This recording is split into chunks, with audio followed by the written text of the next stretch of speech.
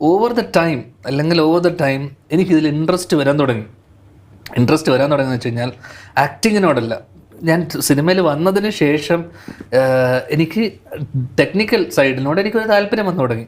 പക്ഷേ എനിക്ക് പെട്ടെന്നൊരു രണ്ടാമത്തെ സിനിമ പിന്നെയും സ്റ്റാർട്ട് ചെയ്യാനൊക്കെ take time.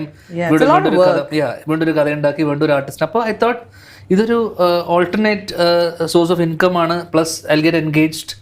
That's when I started acting. അല്ലെങ്കിൽ എത്രയും ഒരു പാഷനുള്ള അല്ലെങ്കിൽ കരിയർ പ്ലാൻ ഉള്ള ഒരാൾ ഞാൻ ചെയ്ത പോലെ സിനിമ ചെയ്യില്ല, ഞാൻ ചെയ്ത പോലെ കരിയർ കൊണ്ടുപോകില്ല. ഞാൻ ചെയ്ത എല്ലാ random whichever project which came in my way ഞാൻ എല്ലാം ചെയ്തിട്ടുണ്ട്. Because I have done 13, 14, 15 films. അല്ലെങ്കിൽ കഴിഞ്ഞതിന് മുന്നത്തെ വർഷം ഞാൻ 16, 17 പടമൊക്കെ ഞാൻ ചെയ്തിട്ടുണ്ട്. ഓക്കെ, വർഷങ്ങൾക്ക് ശേഷം ചെയ്യുന്നതിൻ്റെ ഗ്യാപ്പിൽ പോയി രാത്രി പരസ്യം ചെയ്തിട്ടുണ്ട്. അത് ബ്രേക്ക് ചെയ്ത ഗ്യാപ്പ് പറ്റി വേറെ പടം അഭിനയിച്ചിട്ട് പിന്നെ അങ്ങനെ കണ്ടിന്യൂസ് ആയിട്ട് ഞാൻ വർക്ക് ചെയ്തിട്ടുണ്ട്.